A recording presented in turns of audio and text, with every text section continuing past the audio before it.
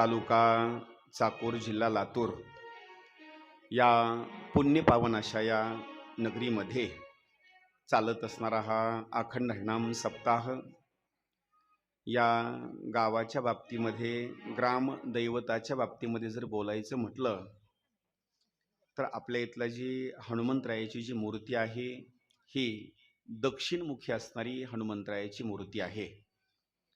आणि या पवित्र असणाऱ्या भूमीमध्ये अखंड हरिनाम सप्ताहाचं असणारं आयोजन करण्यात आलेलं आहे. आज या सप्ताहाच्या बाबतीमध्ये जर बोलायचं म्हटलं तर यावर्षीचं असणारं जे वर्ष आहे ते 10वं असणारं वर्ष आहे. आणि या अखंड हरिनाम सप्ताहामध्ये यावर्षी आयोजित केलेली असणारी श्रीमद भागवत महापुराणाची असणारी ही कथा आहे. या कथेच्या बाबतीमध्ये ज्या मंडळींनी पुढाकार घेतला आणि कथेचं असणारं आयोजन केलं, हरिभक्तीपरायण विष्णू महाराज गोविंद पटणे, हरिभक्तीपरायण हरिभाऊ बापूराव सरकाळे आणि हरिभक्तीपरायण बळीराम महादेव वक्ते, म्हणजे या 3 असणाऱ्या भाविक भक्तांनी कथेच्या बाबतीमध्ये असणारं यजमानाचं भाग आणि पुढाकार घेऊन असणारं कथेचं असणारं नियोजन केलं. तसेच काही मंडळींनी कीर्तनकाराचा सुद्धा असणारा जो काही भाग आहे, यजमान होऊन कीर्तनकाराच्या बाबतीमध्ये सुद्धा असणारा काही मंडळींनी पुढाकार घेतलेला आहे.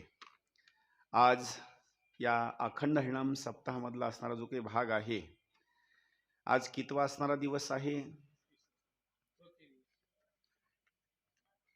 आज अखंड हरिनाम सप्ताहामधला कितवा दिवस आहे? आता बोलत चला बरं का आता. हां.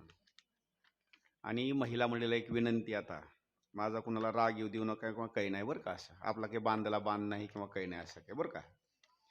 एकदा माझी कथा सुरू झाली की पूजा करण्याकरता इकडं कोणी सुद्धा यायचं अजिबात यायचं नाही बरं का असं. हां.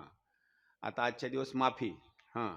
उद्यापासून आरती झाल्याच्या नंतरच इकडं पूजेला यायचं, तोपर्यंत इकडं कोणी सुद्धा पूजेला यायचं नाही. हां. जरी पूजा करायची असेल 1 वाजता इकडे यायचं मंदिराकडे बरं का. हां. पूजा करायची आणि इथला मंडप स्वच्छ अगोदर झाडायचा बरं का. हां. रांगोळ्या वगैरे इथं काढायच्या. हां. हे घर जर सांगायचं असेल कुणाचं घर आहे तर हे घर आपल्या ग्रामदैवत हनुमंतरायाचं घर आहे. आणि तुमचे घर जे तुम्ही दररोजचे स्वच्छ करता का नाही, ते काही तुम्हाला पुण्य लागणार नाही बरं का. लक्ष करून ऐका. हां. स्वच्छच करायचं असेल तर माझ्या हनुमंतरायाचा दरबार स्वच्छ करा, तुम्हाला पुण्याचा असणारा भाग आहे. म्हणून उद्याच्याला येताना काय करायचा, घरचा झाडू खराटा वगैरे घेऊन यायचा, रांगोळी आणायची, सुंदर स्वरूपामध्ये असणार इथलं अंगण वगैरे चांगल्या स्वरूपामध्ये झाडायचं, रांगोळी काढायची. हे आपल्यासोबत येणार आहे. म्हणून या ठिकाणी या कथेच्या असणाऱ्या बाबतीमध्ये कालपर्यंत आपण या ठिकाणी जी कथा श्रवण केलेली आहे त्या कथेच्या बाबतीमध्ये काही भाग असा आहे, शौनकांनी सूत महर्षींना प्रश्न विचारलेला आहे. 1 आणि 2 नाहीत, 6 असणारे काही प्रश्न विचारलेले आहेत. सांगा श्रीकृष्ण भगवंतानं का अवतार घेतला? कानाला अमृता समान असणारी जी कथा आहे ती कोणती कथा आहे? आमचा उद्धार होण्याकरता काय कारण आहे? काय केलं पाहिजे आम्ही? याला काही प्रमाणं सांगितलेली आहेत. कान भरोनिया ऐकीन तुझी कीर्ती, ते मज विश्रांती देई देवा. आपल्या कानानं काय ऐकावं? कानानं ऐकत असताना लोकाची निंदा मात्र कधी ऐकायची नाही, लोकाच्या घरी काय चाललंय हे पण ऐकायचं नाही. हां. कानानं ऐकायचंच असेल तर माझ्या श्रीकृष्ण भगवंताची कीर्ती ऐकायची. हे देवानं आपल्याला जे अवयव दिलेले आहेत ना, हे अवयव कशा करता दिलेत ऐका. नंबर 1, मूग कशाला दिलेला आहे? हे जे मूग दिलेलं आहे कशाला? सप्ताहामधल्या 7 दिवसाच्या सगळ्या पंक्ती खायला का? हे मूग जर आपल्याला कशाला दिला असेल तर श्रीकृष्ण भगवंताचं नामोच्चार करण्याकरता मूग दिलेला आहे. ऐका प्रमाण. मुखी वाणी कानी कीर्ती, डोळे मूर्ती देखावया. मूग जर कशा करता दिला असेल तर देवाचं नामचिंतन करण्याकरता मुख दिलंय. थोडासा आवाज कमी करा. थोडासा. देवानं जे मुख दिलेलं आहे, हां बस, फक्त देवाचं नामोच्चार करण्याकरता. कान दिले, कान भरोनिया ऐकीन तुझी कीर्ती. आणि डोळे जर कशा करता दिले असतील तर काही मंडळीचं मत असं असेल मोबाईल बघण्याकरता. अजिबात नाही बरं का. हां. बरं, ते मोबाईल बघत असताना काही एकच चित्र जागेवर ठेवतात का? सारखं वरी ढकलाय चालू आहे नुसतं. 1 मिनिट बघायचं नाही. ऐका, हे जे भगवंतानं जे डोळे दिलेले आहेत, ते देवाची जी मूर्ती आहे का नाही, सुंदर स्वरूपामध्ये असणारी देवाची मूर्ती बघावी आणि ती मूर्ती आपल्या अंतःकरणामध्ये साठवावी, याच्याकरता देवानं आपल्याला डोळे दिलेले आहेत. म्हणून विशेष स्वरूपामध्ये 6 प्रश्न विचारले आणि त्याच्यानंतर वर्णन असं केलं आहे. शौनकांनी एक प्रश्न विचारला, सांगा भगवत कथा आणि भगवत भक्तीचं असणार आम्हाला महात्म्य असणारं सांगा. आता तुम्ही इथं जेवण मंडपामध्ये बसलात, काय ऐकत आहात तुम्ही? बोला हो बोला. तुम्ही काय ऐकत आहात? इथं काय ऐकत आहात? भागवत कथा. तुम्ही घरी मालकाला असंच बोलता का? मी काय म्हणतो लक्षात येईल का तुमच्या? हा, घरी बोलत असताना फटफट फटफट उत्तर देता का नाही? हा, मग आता इथं तसे उत्तर द्या. काय ऐकत आहात तुम्ही? भागवताची कथा. याचं फळ ऐका नेमकं काय आहे. तुम्ही भागवताची कथा ऐकण्याकरता घरचा संसार प्रपंच सगळा सोडून इथं देऊन आलात, म्हणजे तुम्ही बिनकामी आहेत का? तुम्हाला कामं नाहीत का? काही कामं आहेत. सगळा संसार प्रपंच सोडून देऊन तुम्ही इथं आलात. बरं, आल्याच्या नंतर ही 7 दिवसाची कथा ऐकल्याच्या नंतर फायदा काय आहे? ऐका तो फायदा. 7 दिवसाची माझ्या श्रीकृष्ण भगवंताची तुम्ही जर कथा ऐकली तर त्या कथेचा फायदा असा सांगितलेला आहे. काकडा आरतीच्या 2ऱ्या ओळीमध्ये एक सुंदर प्रमाण दिलेलं आहे. आपण जर भगवंताची कथा आपल्या कानानं ऐकली, श्रवण केली, तर याचा फायदा काय सांगितले तो ऐका. स्वरधरा. श्रवणे कीर्तने झाले ते पावन, श्रवणे कीर्तने झाले ते पावन,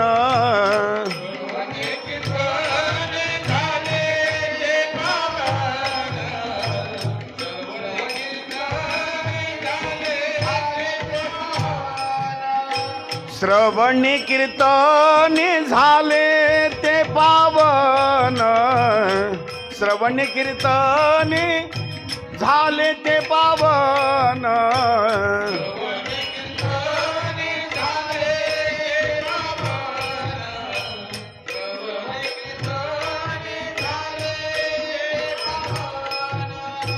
सनकादिक जान परम भक्त, सनकादिक जान परम भक्त, झाली ते विश्रांती याचकास कळा, झाली ते विश्रांती याचकास कळा. सनकादिक जान. माईक वरी घ्या, माईक वरी घ्या.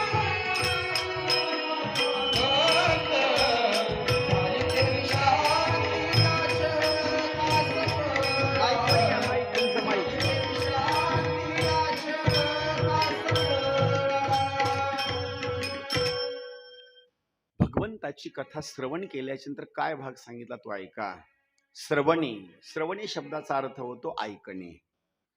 श्रवणे नंबर 2. कीर्तने, कीर्तन शब्दाचा अर्थ असा होतो, काही लोक म्हणतील कीर्तन म्हणजे कंबर बांधणे, पटका डोक्यावर घालणे, चांगले वस्त्र अंगावर परिधान करणे, लोकाला उपदेश करणे, याला कीर्तन म्हणतात का? याला कीर्तन म्हणत नाहीत. ऐका, कीर्तन हा शब्दाचा खरा अर्थ असताना सांगितले आहे, तुमच्या मुखानं देवाचं नामचिंतन येणे, देवाचं नाव येणे, याचं नाव आहे कीर्तन.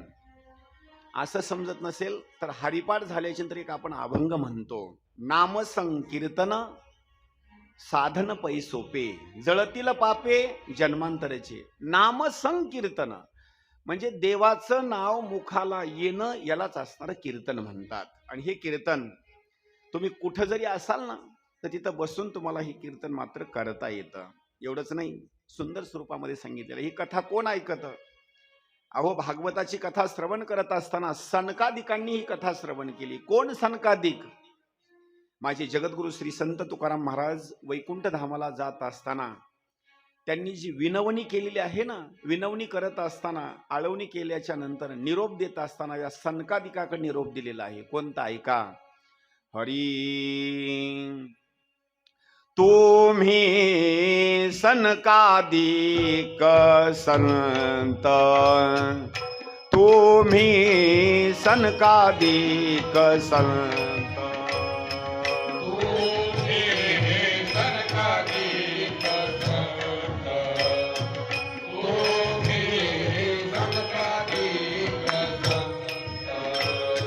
तुम्ही सनकादिक संत, तुम्ही सनकादिक संत,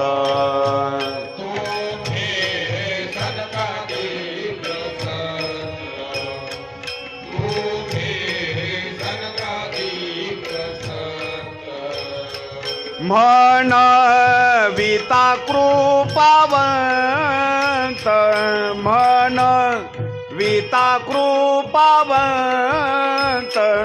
एवढा करा उपकार, एवढा करा उपकार.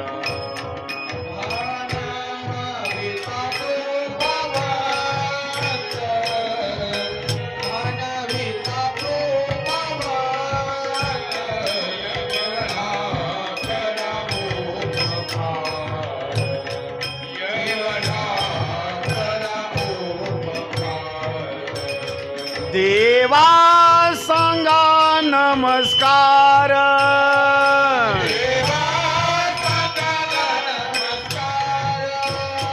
देवा सांगा नमस्कार,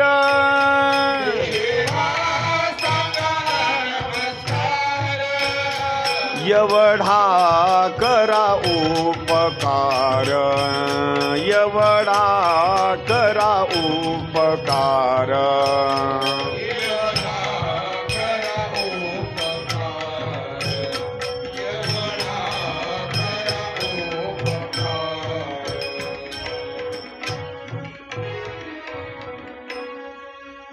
म्हणजे हे सनकादिक जगद्गुरु श्री संत तुकाराम महाराज वैकुंठ धामाला जात असताना त्यांनी प्रार्थना विनंती जर कुणाला केली असेल तर सनकादिकाला म्हणतात एवढा उपकार करा आणि देवा सांगा नमस्कार.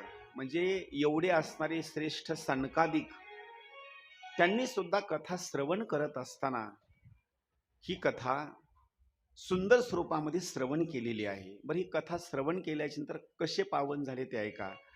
सनकादिक जान परम भक्त, झाली ते विश्रांती, याचका सकळा आणि जीवी जीवन कळा श्रीमूर्ती रया. म्हणजे सनकादिक सुद्धा असणारी कथा ऐकतात ते पावन झाले. मग सनकादिकासारखे जर कथा ऐकत असतील तर आपण कथा का ऐकू नये. सुंदर स्वरूपामध्ये वर्णन केलेलं आहे. एक प्रमाण देतो म्हणजे तुमच्या लक्षामध्ये येईल. ऐका, काही भाग सांगतो. आपल्या गावामध्ये काही ज्ञानी मंडळी असतील, शब्द ऐका बरं लक्ष ठेवून, किंवा दुसऱ्या गावामध्ये ज्ञानी मंडळी आहेत. एखाद्याला भागवत पाठ आहे, एखाद्याला गाथा पाठ आहे, एखादा भरपूर मोठा माणूस आहे, ज्ञानी माणूस आहे. तुकोबारायांनी त्याच्याकरता सांगितलं, बाबा जरी तू किती जरी शिकलेला असशील ना, किती जरी तुझ्याजवळ ज्ञान जरी असेल तरी तू येऊन कथा मात्र ऐक. काही लोक म्हणतील आम्हाला सगळं पाठ झालं, जरी झालं असेल तरी येऊन एकदा कथा ऐक. आपल्या घरामध्ये सुद्धा म्हणतात तुम्ही माझं ऐकून चला बरं का. बोला, म्हणतात का नाही? तुम्ही जरा माझं ऐका. बरं, झालंय असं सगळे सांगतात माझं ऐका, माझं ऐका, माझं ऐका. कुणीच कुणाचं ऐका नाही बरं का. हां, कुणीच कुणाचं ऐका नाही. ऐका, सुंदर स्वरूपामध्ये कुण कुण ही कथा ऐकावी. तुकोबाराय सांगतात पंडित. पंडित कळतो का? हां, पंडित म्हणजे एकदम ज्ञानी माणूस. पंडित जरी माणूस एखादा असला, पंडित वाचक जरी झाला. महाराज ऐका ना, तुम्ही एकदा लावा, निवांत बसा. तुम्ही एकदा लावून दिलं ना, काही त्याला हातच लावू नका तुम्ही.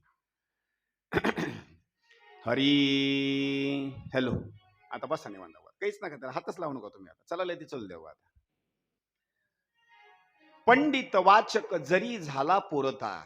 पंडित लोक म्हणजे ज्ञानी असणारा माणूस, ज्ञानी माणूस जरी असला तरी, ज्ञानी माणूस जरी असला तर माझी जगद्गुरु श्री संत तुकाराम महाराज वर्णन करतात, ज्ञानी माणसानं सुद्धा स्वतःचा गर्व असणारा बाजूला टाकावा आणि मंडपामध्ये येऊन बसावं आणि त्यानं कथा माझ्या श्रीकृष्णाची ऐकावी. का?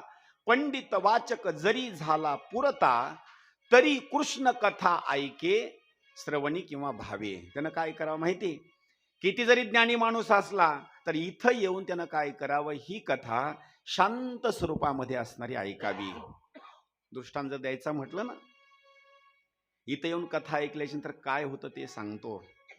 तुमच्या घरी, प्रत्येक जणाच्या घरी गादी आहे, ऐका बरं का, गादी आहे, घोंगडी आहे, सतरंजी आहे, फॅन लावलेला आहे, कुणाच्या घरी कूलर आहे, सगळे साधन आहेत. सगळे साधन असून सुद्धा जर तुम्हाला असं वाटलं की आता आपण थोडं अंग टाकावं झोपावं, तरी माणसाला 4-4 तास झोप येत नाही. लक्षात येईल मी काय बोलतो ते. पण ही माझ्या कृष्णाची कथा अशी आहे की इथं काही अंथरूण नाही किंवा काही नाही, कुठलं कूलर नाही, फॅन नाही, काही नाही, साधी चटई आहे, वरून कपडा आहे. इथं माणूस बसला तरी असा असा डुकल्या घेतो. कशामुळे माहिती का? त्याचं कारण एक आहे, इथं तुम्ही येऊन बसलात ना, इथं येऊन बसल्याबरोबर जेवढे संसाराचे मायापाश आहेत, इथं येऊन कथा ऐकत असताना सगळी तुटतात. तुम्हाला आठवण येते का घराची आता? मग आता घराकडे जाऊच नका आता. घराची इथं आल्याच्या नंतर आठवणच येत नाही का? माझ्या श्रीकृष्णाची कथा चालू आहे ना, अंतकरणामध्ये श्रीकृष्ण येऊन विराजमान होतो. विराजमान झाल्याच्या नंतर मायापास सगळे तुटून जातात. आणि मायापास एकदा तुटले रे तुटले की त्याच्याजवळ चिंता राहत नाही किंवा काही नाही. एवढ्या मंडपात बसून सुद्धा डुकल्या खातो. एवढ्या मंडपात बसून. त्याचं कारण एक आहे, जिथं संसार येतो, जिथं चिंता येते, जिथं टेन्शन येतं, रात्र रात्र माणसाला झोप येत नाही. पण इथं आल्याच्या नंतर चिंता राहत नाही. चिंता ते पळाली गोकुळा बाहेरी. म्हणजे इथं मात्र चिंता मात्र कुठली असणारी राहत नाही. सुंदर स्वरूपामध्ये वर्णन केलेलं आहे. ही जी कथा आहे ना श्रीकृष्ण भगवंताची, याचं काही महात्म्य सांगितलेलं आहे. कथा सुंदर स्वरूपामध्ये असणारी ऐकावी. का ऐकावी त्याचं आणखी कारण ऐका. माणसाचा सगळ्यात मोठा असणारा जर धर्म कोणता असेल, माणसाचा सगळ्यात मोठा जर धर्म कोणता असेल, तर माणसानं देवाची भक्ती करत असताना कुठलाही मनामध्ये हेतू ठेवू नये आणि देवाची भक्ती करावी. आता आणखी बोलतो माफी मागून बरं का, कुणाला राग येऊ देऊ नका. तुमचं सांगण्यापेक्षा मी अगोदर माझं सांगतो, मी तुमच्या लक्षामध्ये येईल. माझ्यापेक्षा देव तुम्हाला अगोदर भेटणार. तुम्हाला कधी भेटणार ते टाइम सांगू शकत नाही, पण माझ्यापेक्षा तुम्हाला देव अगोदर भेटणार. का सांगू? कथा तुम्ही 7 दिवस ऐकल्याच्या नंतर तुम्हाला गावातले मंडळी किती पैसे देणार आहेत? माना तरी हलवा हो, अशा माना तरी हलवा अशा. हा, किती पैसे देणार आहेत तुम्हाला? बोला की जरा, बोला की. तुम्हाला कोणी पैसे देणार आहे का? ऐका, तुम्ही 7 दिवस कथा श्रवण करणार, तुम्हाला 1 रुपया सुद्धा कोणी देणार नाही. उलट तुम्ही काय करणार माहिती? कथा ऐकून देवाला पैसे देणार.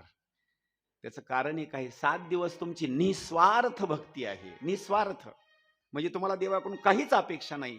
कथा ऐकून तुम्ही देवाकरता वर्गणी देणार, पट्टी देणार, म्हणजे तुम्हाला सगळ्यात अगोदर हेतू मनामध्ये कुठला नसताना सुद्धा तुमच्या बाबतीमध्ये देव तुमच्या जवळ आहे. आणखी बोलतो, मला मात्र देव लवकर भेटणार नाही. बोला आता का? मोकळ्या मनानं बोलावर का, असं काही हे नाही. असं बोला, का भेटणार नाही? बोला ना. मी 7 दिवस कथा जरी सांगितली तर मी काय घेणार आहे? हा, लक्षात आलं ना आता? हा, मग 7 दिवस कथा सांगून पैसे घेणार आहे. त्याचं कारण एक आहे, माझ्यापेक्षा सुद्धा देव तुम्हाला अगोदर भेटणार. का? तुमचा जो धर्म आहे का नाही, तुमच्या धर्माच्या ठिकाणी तुम्ही कायम आहात. म्हणजे तुमचा धर्म आहे तो. कोणता धर्म? ऐका, देवाची भक्ती करत असताना मनामध्ये कसलाच हेतू नाही. हेतू न ठेवता तुमची देवाची भक्ती आहे. घराकडून येत असताना देवाकरता आरती घेऊन येता, देवाकरता गंध घेऊन येता, देवाकरता फुलं आणता, पोत पोत ज्वारी घेऊन येता. बरोबर ना? नाही ना? आणखी एक सांगतो ऐका बरं का. कुठल्याही कथाकाराला, कुठल्याही कीर्तनकाराला ज्वारी भेटत नाही असा भाग नाही. मी काय सांगतो लक्ष करून ऐका. कुठल्याही कथाकाराला तांदूळ भेटत नाहीत अशातला भाग नाही. कुठल्याही कथाकाराला डाळ भेटत नाही अशातला भाग नाही. त्याच्या घरी सगळं आहे. फक्त कथाकार मंडळीचं सांगण्याचा एक भाग असतो. जोपर्यंत तुमच्या हातामध्ये कारभार आहे, तुमच्या हातानं काहीतरी दानधर्म घडावं, हा उद्देश असतो. आणखी पुढली भाषा ऐका. तुमच्या घरी मागण्याकरता, भिक्षा मागण्याकरता काही लोक येतात. होय, एखाद्या वेळेस तुळजापूरची असणारी अंबाबाईच्या बाबतीमध्ये एखादी महिला परडी घेऊन येते. तिचा उद्देश काय? तिच्या घरी काही खायला मिळत नाही का तिला? पण तिचा धर्म सांगितलेला आहे. तिच्या घरी परडी आली ना, कमीत कमी तिनं 5 घरं मागावे. तिचा सुद्धा उद्धार आहे त्याच्यामध्ये. आणि जी महिला तिला एका दिवस पीठ वाढते, डाळ वाढते, तेल वाढते, तिचा हात असणारा पवित्र होतो. याचं कारण एक सांगितलेलं आहे. देवाच्या बाबतीमध्ये धर्म करत असताना जोपर्यंत आपल्या हातामध्ये कारभार आहे तोपर्यंतच दान धर्म करा. एक दिवस अशी वेळ येणार आहे तुमच्यावर, लक्ष देऊन ऐका. तुम्ही जर एखाद्या वेळेस पुढं करू पुढं करू पुढं करू असं जर म्हटलात का नाही, वयोवृद्ध होऊन बसताल तुम्ही. सून तुमची पुन्हा चहा देता असताना शेजारीन बाईला बोलून चहा देईल, पण तुम्हाला चहा पाजणार नाही. पटतंय का बघा? हा, ही घटना अशा खऱ्या आहे. तुम्हाला सांगतो, स्वतःचा उद्धार करायचा असेल, अखंड हरिनाम सप्ताह चालू आहे, कोणी जर म्हटलं एवढी एवढी वर्गणी द्या, त्याच्यापेक्षा 100 आगाव द्या. कशा करता? कारभार आहे आज, माझ्या देवाकरता दिल्याच्या नंतर काही कमी पडत नाही. विशेष स्वरूपामध्ये आपला जर धर्म कोणता असेल तर देवाची स्टिंकच लावा. देवाची भक्ती करत असताना जर आपल्याला काही करायचं असेल, दुसरं तिसरं काही करायचं नाही, फक्त एकच, मनामध्ये कुठलाही हेतू ठेवायचा नाही आणि देवाची असणारी भक्ती करायची. थोडासा एक दृष्टांत सांगतो म्हणजे लक्षामध्ये येईल. आपल्या इकडे एक सण येतो दरवर्षी, बैल पोळा. तुमच्याकडे बैल पोळाच म्हणतात का त्याला? हा. एरवी जरी माणसं देवाला नारळ फोडत नसतील तर त्या दिवशी काय करतात माहिती का? सगळे मंडळी नारळ आणतात, शेतातल्या देवाला फोडतात, गावातले जेवढे देव आहेत त्यांना नारळ फोडतात. आणि हे नारळ फोडत असताना प्रत्येक जणाच्या मनामध्ये एक हेतू आहे. हेतू कोणता? हेतू आहे का? शेतातल्या मसुबाला नारळ याच्याकरता फोडावं लागतं, शेतामध्ये काम करत असताना कुठलं विघ्न येऊ नये, काही नाही, सगळं आपल्या शेतीचं संरक्षण व्हावं म्हणून त्या मसुबाला सुद्धा नारळ असतं. हा हेतू आहे. याच्या पुढे आहे का? हनुमंतरायाकडे सुद्धा नारळ असणारा घराकडून सोलून घेऊन येतात. नारळ आणत असताना काय करतात माहिती? नारळ सोलतात आणि त्याच्यासोबत एक घराकडूनच घेऊन येताना एक ग्लास घेऊन येतात. कशाला? बोला. नारळ सोलायचं, फोडण्याकरता इकडे यायचं, सोबत एक गिलास आणायचा. कशा करता? पाणी प्यायला. नारळ कुणा करताय? देवा करता. आणि पाणी कुणा करताय? माणसा करता. नारळ कुणा करताय? देवा करता. आणि पाणी कुणा करता? आपल्या करता. हा, बरी तर आलात तुम्ही. नारळ देवाला ओवाळलं. देवाला नारळ ओवाळल्याच्या नंतर सुरुवातीला फोडत असताना जोरात फोडीत नाहीत बरं का. फोडतात का जोरात? हा, अजिबात नाही. त्यांना माहिती असतं जोरात जर फोडलं का नाही पाणी मग सगळं निघून जाते बरं का ते. असं मग काय करतं, असं गोल फिरवायचं, धमान आपटायचं असं खाली. हा, त्याला चिर पडू द्यायची आणि मग ते सगळं पाणी गिलासात घ्यायचं. बरं, गिलासात पाणी घेऊन पण घरी जाऊन तरी प्यावं का नाही? अजिबात नाही, तिथंच पिऊन घ्यायचं अगोदर. हा, अगोदर आपला आत्मा असा तृप्त करून टाकायचा आणि त्याच्यानंतर पुन्हा नारळाचा असा जोरात फटका मारायचा. बरं, नारळ मग फटका मारल्याच्या नंतर त्याच्यावरला एक तुकडा असा लांब जातो बरं का, असा लांब उडून असा. खरं बोला बरं का, इमानदारीनं. तुम्हाला हनुमंतरायाची शपथ आहे बघा. हा, खरं बोला, खोटं बोलू नका. लांब उडून गेलेला तुकडा हनुमंतरायाला दाखवता का नारळामधला दाखवता? खरं बोला आता. उडून गेला. आजीनं बरोबर सांगितलं बघा. हा, म्हणजे आपला या ठिकाणी जो देवाचा असणारा जो भाग आहे का नाही, देवाची भक्ती करत असताना चांगला माल आपल्याकडं, खरा माल देवाकडं. देवाला काही पिसळायला कुत्रं चावलंय का? ऐका, देवाकडे अर्पण करत असताना चांगलाच भाग असणारा अर्पण करावा. इथं सुंदर स्वरूपामध्ये भागवतामध्ये भाग सांगितलेला आहे. देवाकडे भक्ती करत असताना कुठलाही भाव असेल ना, त्याच्यामध्ये हेतू मात्र ठेवायचा नाही. हेतू न ठेवता देवाची भक्ती करायची. संत मंडळींनी एवढी भक्ती केली पण संसारामधलं काही मागितलं नाही. घर मागितलं नाही, एवढंच नाही, पुत्र संतती मागितली नाही, शेतामध्ये बोरला पाणी मागितलं नाही, कुठलं धनधान्याचा भाग मागितला नाही, फक्त हेच मागितलं, देवा हीच व्हावी माझी आस आणि जन्मोनजन्मी तुझा दास. फक्त आम्ही तुझी अखंडतेनं भक्ती करावी मागत असताना एवढाच असणारा भाग मागितला. आणि लक्षात ठेवा, जो देवाकडे काही मागतो देव त्याला लवकर देत नाही. लक्ष देऊन ऐका बरं का. जो देवाकडे मागतो देव त्याला लवकर देत नाही आणि जो मागत नाही देव म्हणतो घे. देवाचा खेळ थोडासा उलटा आहे बरं का. आणि देव कुणाची सेवा करतो ते पण ऐका. जो भक्त देवाकडे काहीच मागत नाही देव त्याच्या पुढेही उभा टाकतो आणि पाठीमागेही उभा टाकतो. ताई पूजा पूजा पुन्हा करा आता पूजा. हा, ऐका, सुंदर स्वरूपामध्ये देव मागणी मागत असताना सांगतो काहीतरी मागा, काहीतरी मागा.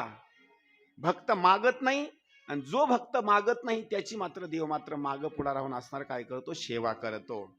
कोणाची सेवा करतो त्याच्या पाठीमागे एक प्रमाण आहे का? काही न मागती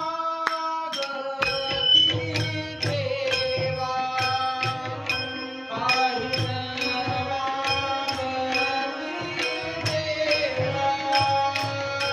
काही न मागती देवा, काही न मागती देवा, काही न मागती देवा, काही न सर्वांनी टाळी वाजून पाठीमाग म्हणा.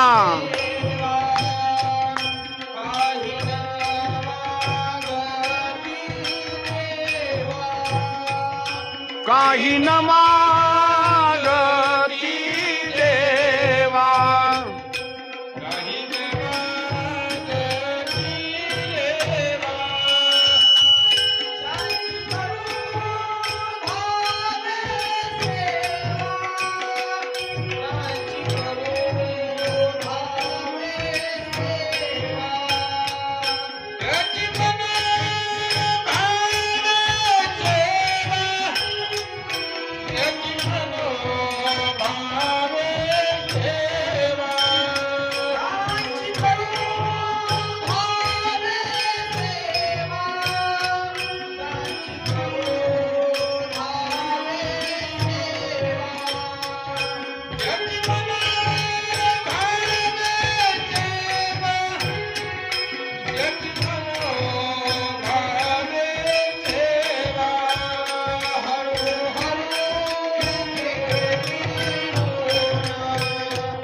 हरो हरो मेरी रोना,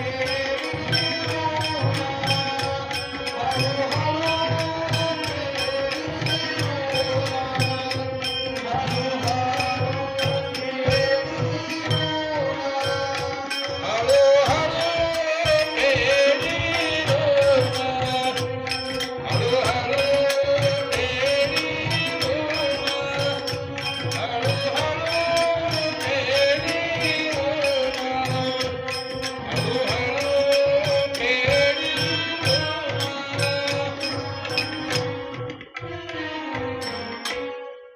काही न मागती देवा, त्यांची करो धावे सेवा, हळूहळू फेडी ऋण आणि रूपे होवनिया दीन. जो भक्त देवाकडे काही मागत नाही, आपल्यावर असलेलं ऋण फेडण्याकरता देव काय करतो? धावे चाले मागे मागे, सुख दुःख साहे अंगे, त्यांचं काम मात्र देव करतो.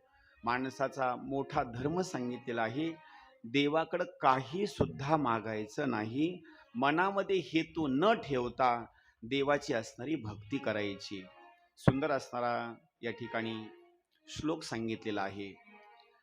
स वै पुंसाम परो धर्मो, यतो भक्ती रधोक्षजे, अहेतुक्य प्रति हता ययात्मा संप्रसिदती. मनामध्ये कुठलाही हेतू न ठेवता देवाची भक्ती करणं, याला म्हणायचं खरी असणारी या ठिकाणी भगवत भक्ती. एवढंच नाही, भगवत भक्तीचं असणारं वेगवेगळ्या स्वरूपामध्ये असणारं महात्म्य सांगितलेलं आहे. लक्ष करून ऐका. तुम्ही ज्ञानाच्याही मागं लागू नका. काय? ज्ञानाच्याही मागं लागू नका आणि वैराग्याच्या सुद्धा मागं लागू नका. तुम्ही एक काम करा, तुम्हाला जर काही करायचं असेल ना, तर तुम्ही देवाची भक्ती करा. देवाची भक्ती केल्याच्या नंतर ज्ञान आणि वैराग्य माग माग येतात. कशा करता माहिती? ज्ञान आणि वैराग्य हे दोघ जण भक्तीचे असणारे हे सुपुत्र आहेत. मग आई जिथं जाते का नाही, त्या आईच्या पाठीमाग लेकराला बोलवण्याची गरज पडत नाही. ज्ञान आणि वैराग्य पाठीमाग येण्याकरता सुरुवात करतात. पुढे भक्तीने धरिले हाती, पुढे भक्तीने धरिले हाती, मागे ज्ञान वैराग्य येती, मागे ज्ञान वैराग्य येती, स्थिर केली ती अचपळ होती, स्थिर केली ती अचपळ होती, स्थिर करून मिळावी आणि भक्ती का मनोनिया आलया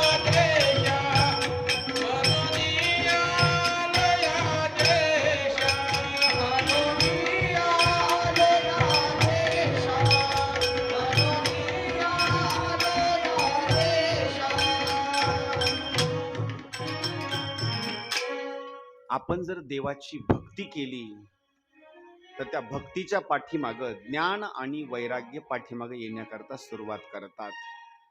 ही सगळ्यात श्रेष्ठ असणारी ही भक्ती आहे. त्या भक्तीच्या बाबतीमध्ये वर्णन केलेलं आहे. किती सुंदर असणाऱ्या स्वरूपामध्ये वर्णन केलेलं आहे. भक्ती किती प्रकारामध्ये आहे ते ऐका. श्रवणम कीर्तनम विष्णोः स्मरणम पादसेवनम अर्चनम वंदनम सख्यमात्मनिवेदनम. 9 प्रकारामध्ये असणारी ही भक्ती आहे.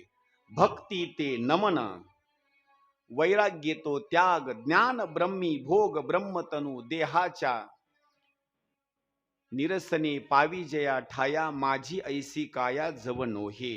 म्हणजे ही भक्ती फार महत्वाच्या स्वरूपामध्ये आहे. म्हणून आपण करत असताना देवाची असणारी भक्ती मात्र करणं फार गरजेचं आहे.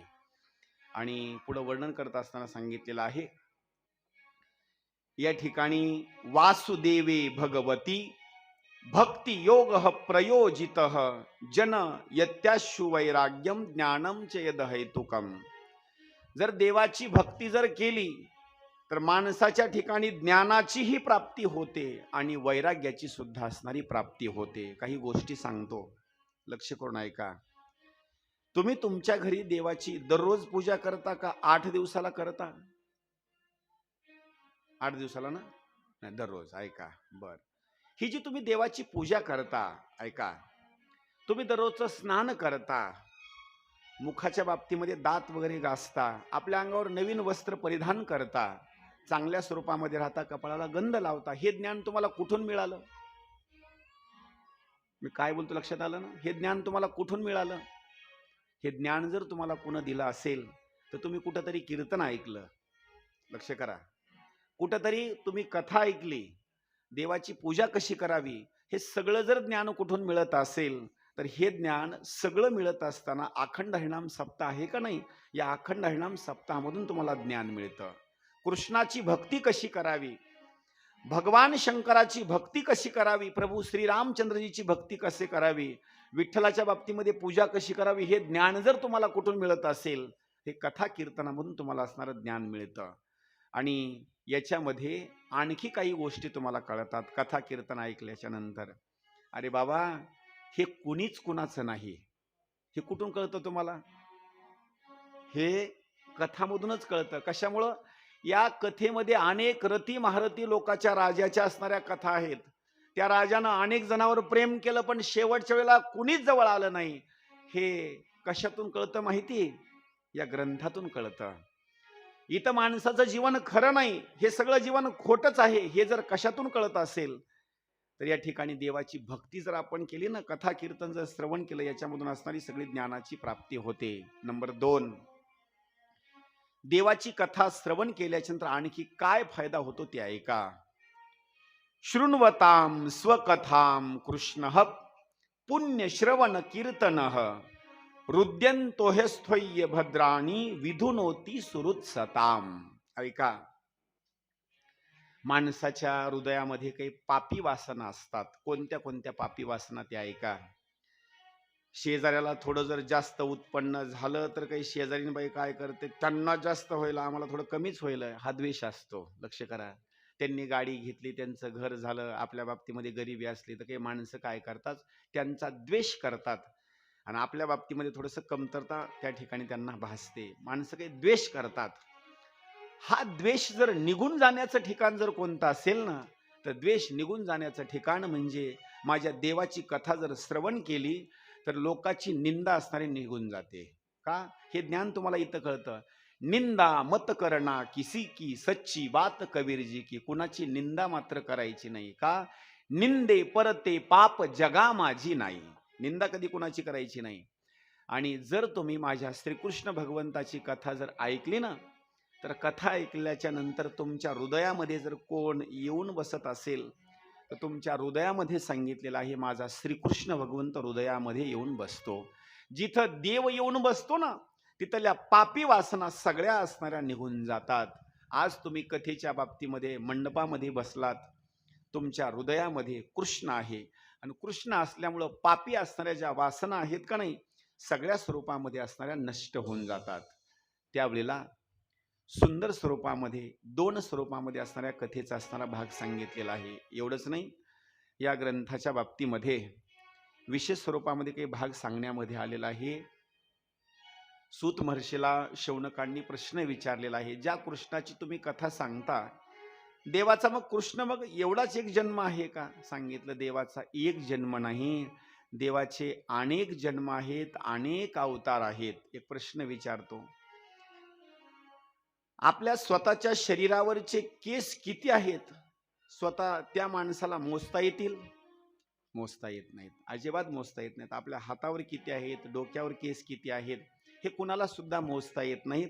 तसं तुम्ही देवाला प्रश्न विचारा, देवा अरे बाबा तुझे आतापर्यंत अवतार किती आहेत? देवानं एक सुंदर दृष्टांत दिलेला आहे अर्जुनाच्या बाबतीमध्ये. अर्जुना, अंगीची या रोमा किती, रोम म्हणजे केस, अंगीची या रोमा किती, जयासी तयासी न गणवती, तैसिया माझिया विभूती असंख्य मज. विभूती शब्दाचा अर्थ 2 होतात.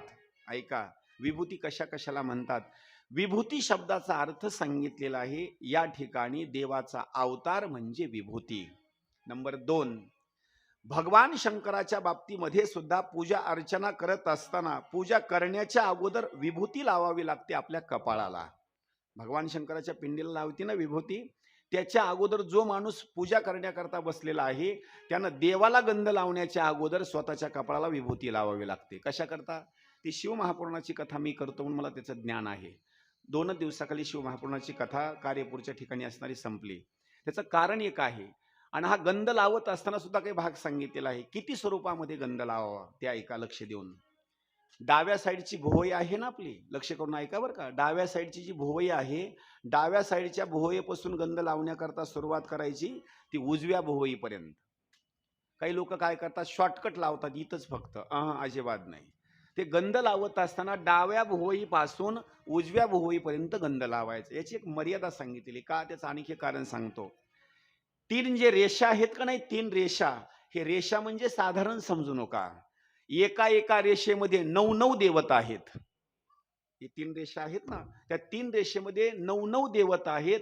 9 त्रिक 27 आपल्या कपाळावर त्या असणारे जे देवता आहेत का नाही, तर त्या 27 देवता कपाळावर येऊन बसतात. त्याचं कारण एक आहे, ज्याच्या कपाळावर येऊन देवता बसतात, कुणाचं जर प्रारब्ध ज्या सटवीनं जर वाईट लिहिलेलं असेल, लक्ष देऊन ऐका, जन्म झाल्याच्या नंतर 5वीच्या दिवशी सटवी येते ना, का 1 महिन्याला येते? 5वीच्या दिवशी. आणि त्या काय करावं लागतं माहिती? 5वीच्या दिवशी त्या लेकराच्या जवळ दिवा बंद करून ठेवावा लागतो विझवून, बरोबर ना? मग काय करावं लागतं? तुम्ही झोपी आणखी लागले नाहीत. म्हणजे त्या लेकराच्या जवळ दिवा लावून ठेवावा लागतो. ती सटवी येते, चांगला पेन घेऊन येते, ऐका बरं का, नंबर 1चा पेन घेऊन येते. आणि ती बिचारी एकदा सटवी 5वीच्या दिवशी तिनं जर लिहून ठेवलं, दररोज तुम्ही मोती साबण लावा, लाईक बॉय लावा, कुठलाही साबण लावा, तिनं एकदा जर लिहिलं बाबा, पुन्हा मात्र ते मोडत नाही. पण ते मोडण्याकरता जर तुम्हाला मोडूनच टाकायचं असेल तर त्या कपाळावर पंढरीश परमात्म्याचा उभा गंध लावा, ऐका, गोपीचंदन लावा, त्याच कपाळाच्या ठिकाणी असणारा बुक्का लावा. तुमचं तेवढंही प्रारब्ध त्या गंधानं बदलू शकतं. त्याचं कारण सांगितलेलं आहे. तुळशी माळ गळा, गोपीचंदन टिळा. नंबर 2, ते लावणं होत नसेल तर माझ्या भगवान शंकराची विभूती लावा. हा गंध लावणं गरजेचं आहे. त्याचं कारण सांगितलेलं आहे. सुंदर स्वरूपामध्ये ही पूजा अर्चना करणे, देवाचा गंध लावणे, वस्त्र चांगल्या अंगावर परिधान करणे, हे ज्ञान जर कुठून मिळत असेल आपल्याला, तर तुम्ही देवाची कथा ऐकली ना, या ग्रंथामधून तुम्हाला ज्ञान मिळतं. आणि ही कथा ऐकत असताना श्रीकृष्ण भगवंत काय करतो, हृदयामध्ये येऊन विराजमान बसतो. हृदयामध्ये विराजमान झाला, वाईट असणाऱ्या गोष्टीच्या बाबतीमध्ये सगळ्या गोष्टी असणाऱ्या नष्ट करून टाकतो. पापी वासना अजिबात मनामध्ये येत नाही. लक्ष करून ऐका. कथा जर संपली आणि तुम्ही घराकडे जर निघालात आणि रस्त्यामध्ये कुणी जर निंदा करू लागलं, तर एखादी महिला म्हणते, आताच कथा ऐकून आलाव की कशाला निंदा करायला होता, बसा गपचिप. म्हणजे ही गोष्ट जर कुठून मिळत असेल तर या ग्रंथामधून असणारी तुम्हाला मिळते. निंदा मात्र कुणाची कधी कळायची नाही. त्याचं कारण सांगितलेलं आहे. कथा श्रवण केल्याच्या नंतर श्रीकृष्ण भगवंत हृदयामध्ये येऊन थांबतो. तसं देवानं अर्जुनाला सांगितलेलं आहे, अर्जुना, आपल्या अंगावर किती केस आहेत हे कुणालाही मोजता येत नाही, तसे माझे अवतार किती आहेत, माझी विभूती किती आहे हे मात्र मला सांगता येत नाही. ऐका, जेवढे या पृथ्वी तलावर जीव जंतू आहेत का नाही, पुरुष मंडळी आहेत, महिला आहेत, सगळे सगळे तुम्हाला जे जीव जंतू दिसतात का नाही, स्वतःला कमी समजू नका. हे सगळे अवतार जर कुणाचे असतील तर आपण सगळे अवतार देवाचेच अवतार आहोत. फक्त आपल्याला किंमत कळना. त्याचं कारण एक आहे, जोपर्यंत ज्याला हात आहे त्या हाताची किंमत कळत नाही, जोपर्यंत ज्याला डोळा आहे त्याला डोळ्याची किंमत कळत नाही, जोपर्यंत दात आहे त्या दाताची त्याला किंमत कळत नाही. पण ज्या वेळेला एक एक अवयव निघून जातो ना, त्यावेळेला त्याची किंमत कळते. आपण देवच आहेत.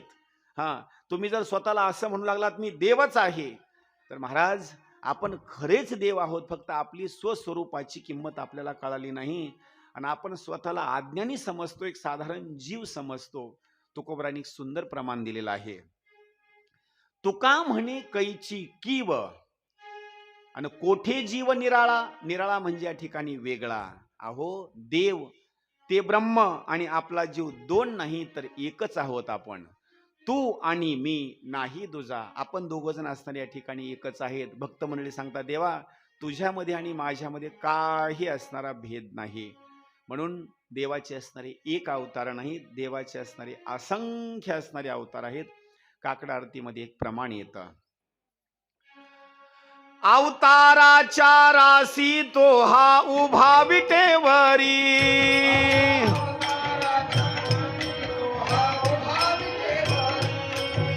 अवताराच्या राशी तो हा उभा विटेवरी.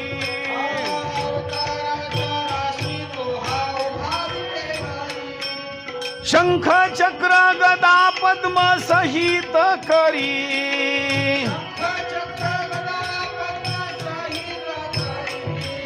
शंख चक्र गदा पद्म सहित करी.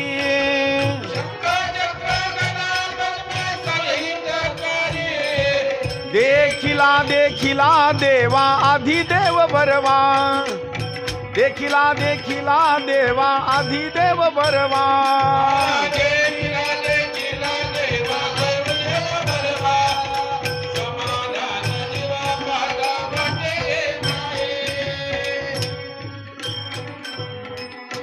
देवाचे असणारे अवताराच्या बाबतीमध्ये एक अवतार नाही, असंख्य स्वरूपामध्ये देवाचे असणारे अवतार आहेत. या अवताराच्या बाबतीमध्ये जर वर्णन करायचं म्हटलं ना, तर देवाच्या अवताराच्या बाबतीमध्ये असंख्य असणारे अवतार आहेत. पण साधू संतांनी या अवताराच्या बाबतीमध्ये मुख्य असणारे काही अवतार सांगितलेले आहेत आपल्याकरता.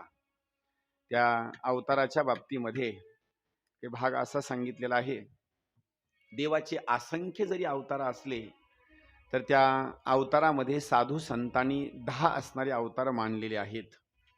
आणि 10 अवताराच्या बाबतीमध्ये वर्णन केलेलं आहे.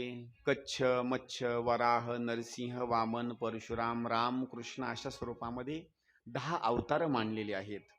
पण श्रीमद भागवत महापुराणामध्ये 10 अवतार मानले नाहीत, तर त्याचा विस्तार थोडासा जास्त केलेला आहे. किती आहे ते ऐका.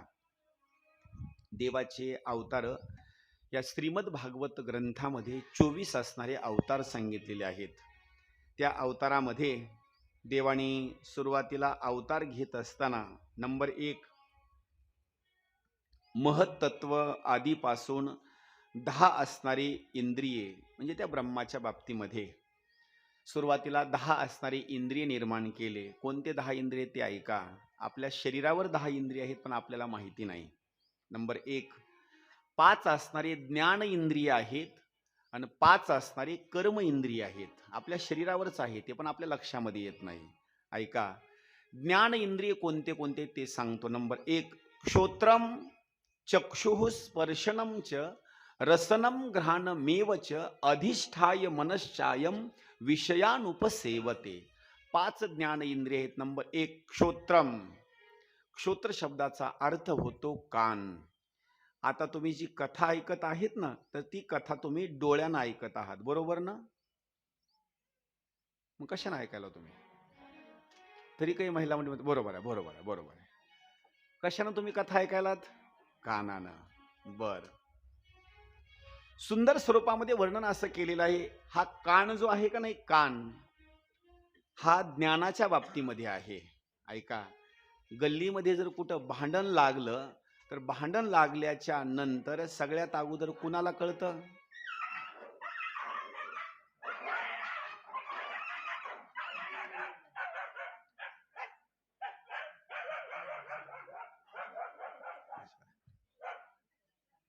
ते इथंच आहे असं नाही बरं का, माझ्या कुठेही कथेमध्ये कुत्रे येतातच माझ्या.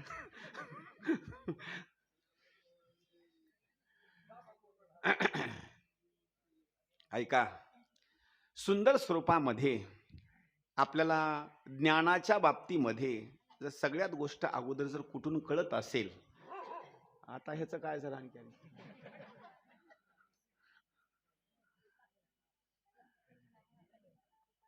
कुत्र्याची मालकीन बाई तिथं नाही ना बसलेली.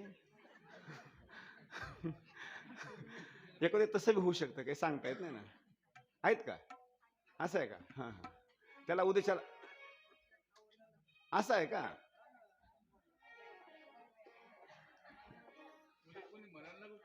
हां, असं आहे. हां.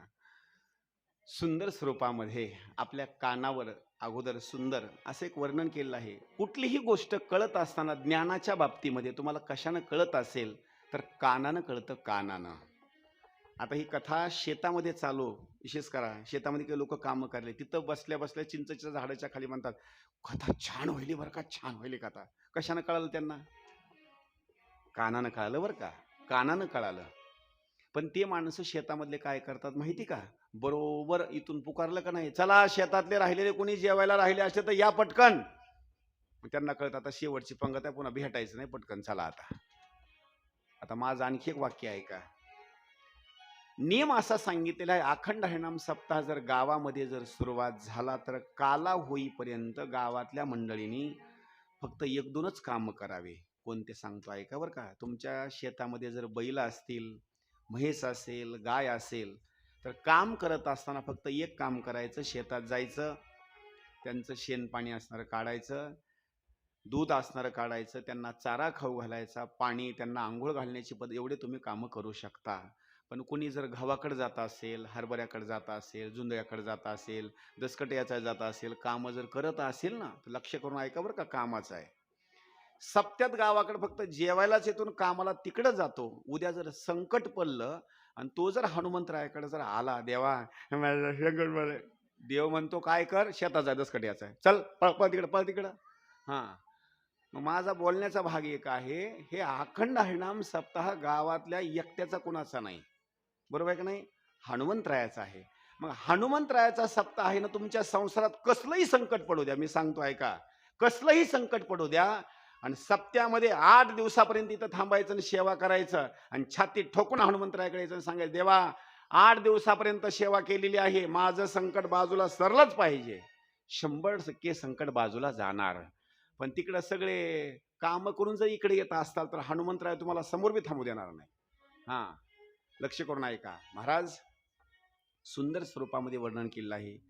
या कथेच्या बाबतीमध्ये 24 असणारे अवतार सांगितलेले आहेत. एक एक स्वरूपामध्ये अवतार आहे का, किती महान असणारे अवतार आहेत. पहिला अवतार सांगितलेला आहे, त्या अवताराच्या बाबतीमध्ये निर्माण होत असताना 10 इंद्रियाच्या बाबतीमध्ये क्षोत्रम चक्षुष म्हणजे डोळा, ज्ञानाची प्राप्ती करून देतो. तुम्ही कथेला इथपर्यंत आलात, कथेला इथपर्यंत येत असताना कोणाच्या शक्तीवर जर तुम्ही आला असाल, कोणाच्या माहिती, डोळ्याच्या. तुम्हाला असं कसं काय, तुम्हाला हात चांगले आहेत, लक्ष करून ऐका, हात चांगले आहेत, पाय चांगले आहे, सगळं शरीर चांगलं आहे, आणि डोळे बंद करून कथेकडे या, नालीमध्ये जाऊन पडणार. बरोबर आहे का? अरे गरुडाला कितीही शक्ती असू द्या, लक्ष करून ऐका, गरुडाला कितीही शक्ती असू द्या, पंख चांगले असू द्या, पाय चांगले असू द्या, पण गरुडाला डोळेच नसू द्या, काही कामाचं आहे? काही कामाचं नाही. हे ज्ञान जर तुम्हाला जर कोण देत असेल तर 10 ज्ञान इंद्रियापैकी 5 असणारे जे ज्ञान इंद्रिय आहेत ना, नंबर 2 ला डोळा, क्षोत्रम चक्षुष, स्पर्शनम च, स्पर्श शब्दाचा अर्थ असा होतो त्वचा. ते त्वचेच्या बाबतीमध्ये आपल्याला काही टोचलं ना, हे जर कोण जाणीव करून देत असेल तर तुम्हाला त्वचा जाणवून देते. क्षोत्रम स्पर्शम, क्षोत्रम चक्षुः स्पर्शनम च रसनम घ्राणमेव च. रसनम शब्दाचा अर्थ असा होतो जीभ. जीभ काय करून देते माहिती? तिखट लागल्याच्या नंतर, खरट लागल्याच्या नंतर, आळणी लागल्याच्या नंतर हे जाणून जर कोण देत असेल तर कोण जाणून देते? फक्त तुम्हाला जीभ. हां, तिला जर आंबट जर ताक दिलं तर लगेच सांगते जरा ताक आंबट आहे बरं का. थोडी जर चटणी जास्त टाकून दिली तिखट झालं. हे सगळी जाणीव जर कोण करून देत असेल? जीभ. कधी कधी आजार जर कोणाला झाला ना, तर आजार झाल्याच्या नंतर तिचं थोडं ज्ञान कमी होतं. कुणाचं? जीभीचं. आणि त्याच्या जीभीला मात्र चवच पुन्हा येत नाही. हे लक्ष करून ऐका. ती कशी कथा चालली ती बघायला बरं का ते.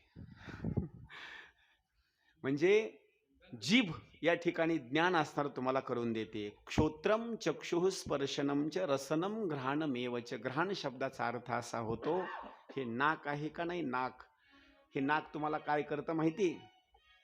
तुम्हाला सुगंध देत असताना जाणवून देतं. आणि नंबर 2ला दुर्गंध सुद्धा जाणवून देतं. कोण? नाक. आणि नाक सुद्धा सुगंध आणि दुर्गंध जाणवून देतं, पण कधी कधी त्याला सुगंधही कळत नाही आणि कधी कधी त्याला दुर्गंधही कळत नाही. कधी माहिती? एकदा जर सर्दी झाली ना, त्याला सुगंधही कळत नाही त्याला आणि दुर्गंधही कळत नाही. कितीही पहाडासारखा माणूस असू द्या, ताकदवर माणूस असू द्या, त्याला एकदा जर सर्दी झाली का नाही, तेवढा माणूस सारखा त्या नाकातल्या शेंबडाला असा वरी वडीत होता. किती ताकदवर असू द्या, किती ताकदवर असू द्या, असा सारखा वडी वडायला असतो. ज्या स्पिननं वर वडतो का नाही, ते त्या स्पिननं खाली येते. बरोबर आहे? किती ताकदवर असू द्या. हा, रुमाल त्याला दिवसातले 4 बदलाव लागतात. कुठेही गेलं की नाकालाच हात आहे. बरं, नाकाला हात लावून लावून लाल होऊन नाक. ऐका, अहो महाराज, ह्या जो भाग आहे का नाही सांगितलेला, हे नाक सुद्धा तुमच्या ज्ञान इंद्रियाच्या बाबतीमध्ये आहे. आणि आणखी एक नाकाचा भाग सांगतो. कुठं जर भगवान शंकराच्या पिंडीच्या जवळ गेलात ना, कुठं जर विठ्ठलाच्या मूर्तीच्या जवळ गेलात, तर काही गोष्टी सांगतो. नाकानं कशाचा सुगंध घ्या. कुणी जर विठ्ठलाच्या मूर्तीच्या पायावर जर एखादं तुळशीचं पान, एखादी मंजुळा, एखादं फूल जर अर्पण केलं असेल, तर ते उचलायचं आणि आपल्या नाकाला लावायचं. सुगंध कशाचा घ्यायचा माहिती?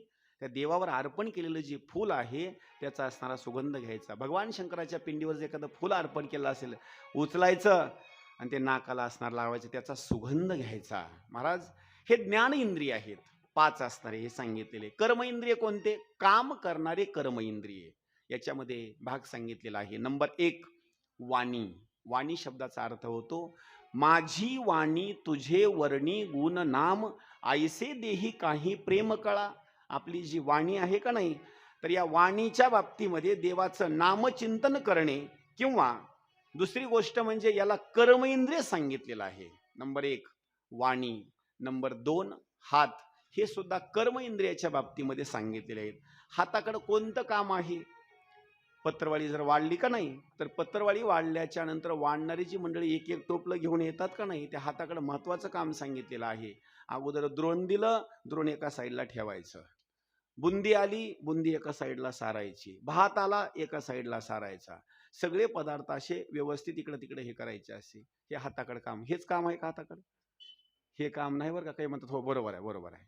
हे हाताकडे काम नाही. हाताकडे जर कोणतं काम असेल तर देवाचं भजन करणे, कर्म इंद्रिय करणे, हे देवाचं हाताकडे खरं असणारं जे काम आहे ना, ते आपल्या हातानं असणारं भजन करणे हेच काम आहे. थोडं ताड बसा बरं एकदा जरा, असं बसा बरं जरा असं. हां, आणि जोरात टाळी वाजवा बरं एकदा आता.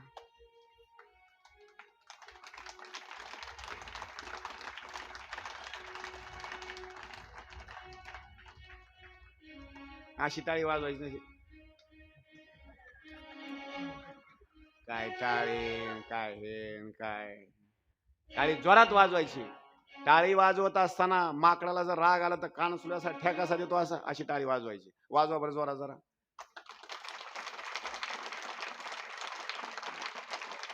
अशी टाळी देवाची वाजवायची.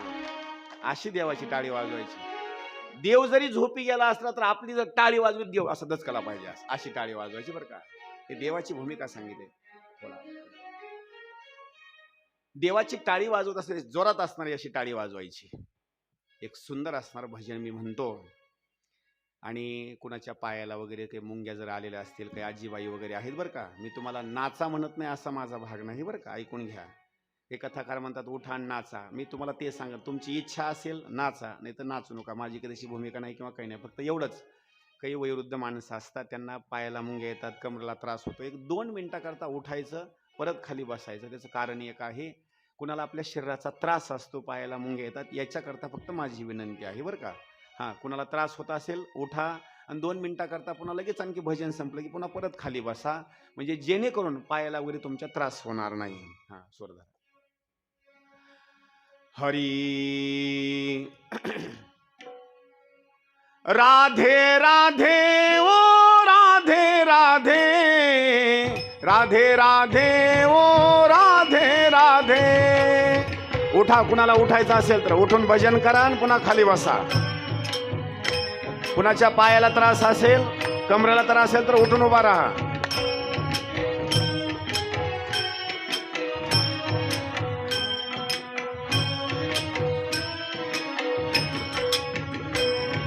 राधे राधे ओ राधे राधे, राधे राधे ओ राधे राधे. जागेवर पाऊल खेळा.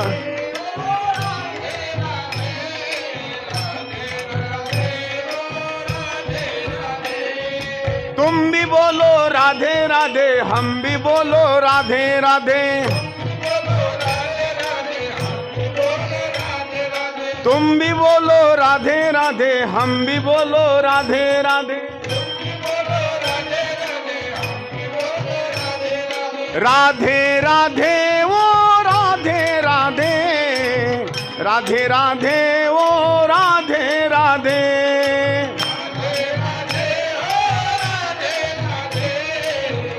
बोला.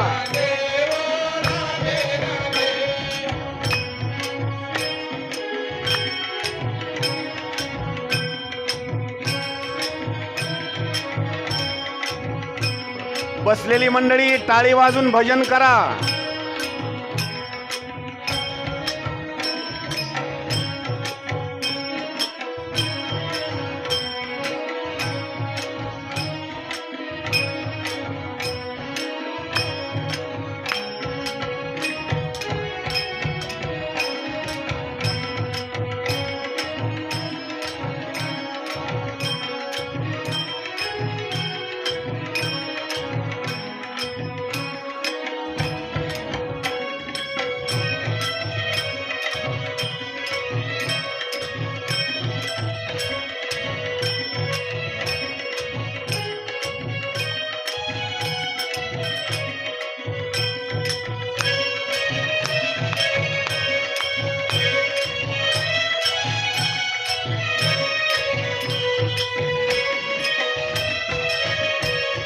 तुम भी बोलो राधे राधे, हम भी बोलो राधे राधे. तुम भी बोलो राधे राधे, हम भी बोलो राधे राधे. राधे राधे ओ राधे राधे, राधे राधे ओ राधे राधे.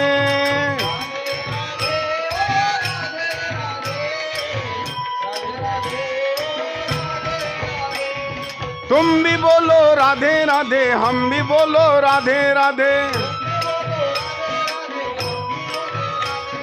तुम भी बोलो राधे राधे, हम भी बोलो राधे राधे.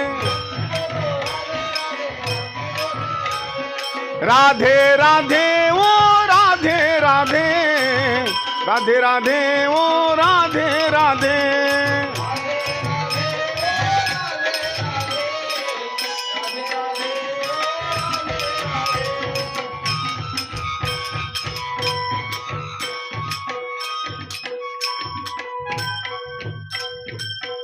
गोपाल कृष्ण भगवान की जय.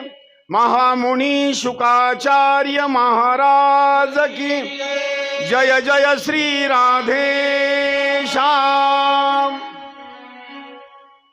2-3 आजीबाई उठल्या बरं का, त्यांच्याकडे टाळ्या वाजवा एकदा जरा. आनंद बरं का, एकदम आनंद वाटला. कुठं नाचावं माहिती का? कुठं? लग्नामध्ये, हे का नाही? हा, इथंच नाचायचं बरं का. हा, त्याचं कारण एक आहे. इथं जो कोणी नाचतो का नाही, इथं जो कोणी नाचेल त्याला माझे भगवान शंकर बघतील. कसे माहिती का, माझ्या दरबारामध्ये असणारा भक्त माझा नाचला आणि मनसोक्त मोकळ्या मनानं असणारं भजन करावं बरं का. हा, सुंदर स्वरूपामध्ये त्या ठिकाणी आपले जे हात आहेत, आपले जे पाय आहेत, हे पाय सुद्धा कशा करता दिले ते ऐका. देवानं जे पाय दिलेत ना आपल्याकरता, त्याचं एकमेव कारण सांगितलेलं आहे. जे कोणी पंढरीश परमात्म्याचे भक्त आहेत त्यांनी काय करावं माहिती आहे? आषाढी कार्तिकी विसरू नका मज. आषाढी यात्रेला काय करावं माहिती आहे? आपल्या गावापासून म्हणा किंवा आळंदीपासून म्हणा, देहूपासून म्हणा, आपल्या पायी काय करावं? प्रवास देवापर्यंत जाऊन करावा. त्यांना तिकून होत नसेल आपल्या गावापासून पंढरपुरापर्यंत जावं. इकडे एक दिंडी मन्मथ स्वामीच्या बाबतीमध्ये जाते, माहिती आहे ना. हां, रात्री माझं कीर्तन तिथंच होतं बरं का, 2 किलोमीटर अंतरावर. इतका मोठा असणारा सोहळा असतो ना. कमीत कमी तुम्ही संसाराच्या बाबतीमध्ये देवाकडे जाता, तुम्ही लक्ष करा. काही मंडळी शेताकडे जात असताना आयुष्य गेलं, सारखी शेताकडेच पायी चालले त्यांचे, पण त्यांचा पाऊल देवाकडे मात्र नाही. तुम्ही शेताकडे कितीही चक्रा करा, पुण्याचा काही भाग नाही. यात्राच करायची असेल ना, माझ्या मन्मथ स्वामीची यात्रा करा. यात्रा करायची असेल पंढरपूरच्या भगवंताची यात्रा करा. यात्रा करायची असेल आपल्या इथं चाकूरला असणारं मंदिर आहे, कमीत कमी तुमच्या गावापासून जवळ आहे. मनात जर भाव जर आला ना, तर इथून तिथपर्यंत तुम्ही चलत जा. ही पायी प्रवास करत असताना तुमच्या पायाचं सार्थक आहे. काही मंडळी म्हणतात, महाराज जन्म झाल्यापासून आतापर्यंत शेताकडेच आहे मी. काहीच उपयोगाचं नाही त्याचा, अजिबात नाही त्याचा. ऐका, देवानं हे जर पायी कशा करता दिले असतील तर तुम्हाला संसाराकरता ही पायी दिलेले नाहीत. देवानं खरे जर पायी कशा करता दिले असतील तर देवानं पायी दिलेले आहेत तुम्हाला पायी तीर्थयात्रा करण्याकरता. विठ्ठल टाळ विठ्ठल दिंडी दिंडी, विठ्ठल टाळ विठ्ठल दिंडी, विठ्ठल टाळ विठ्ठल दिंडी दिंडी, विठ्ठल टाळ विठ्ठल दिंडी. बोला सर्वांनी, विठ्ठल टाळ विठ्ठल दिंडी.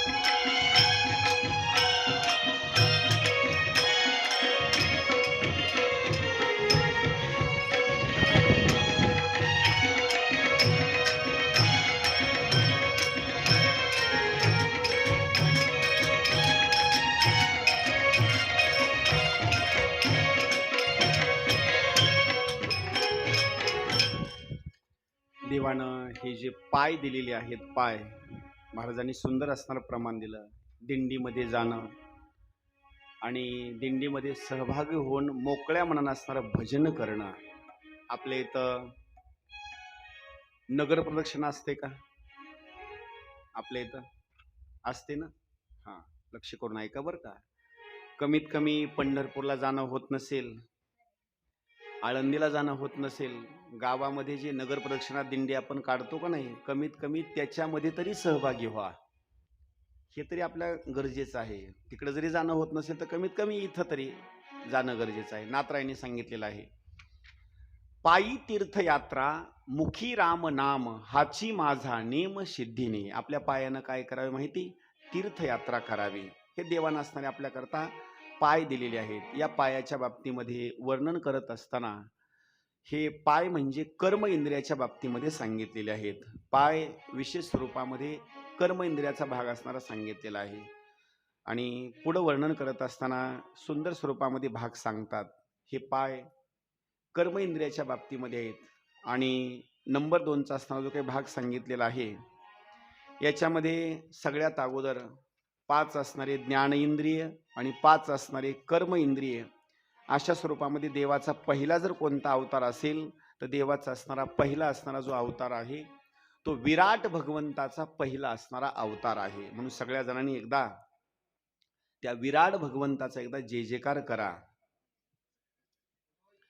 बोलिए विराट भगवान की, बोलिए विराट भगवान की, बोलिए विराट भगवान की.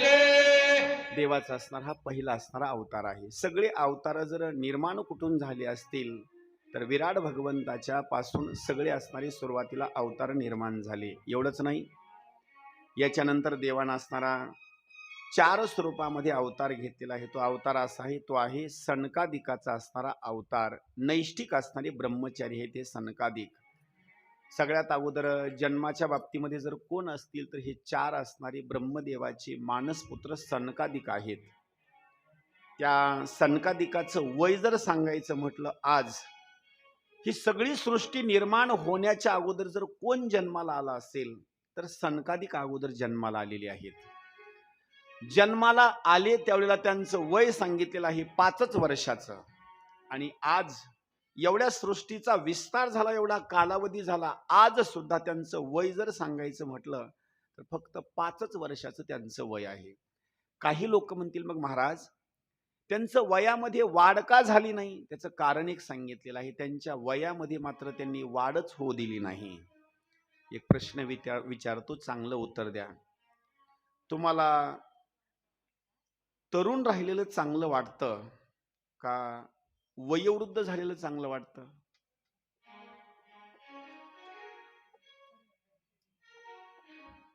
कसं?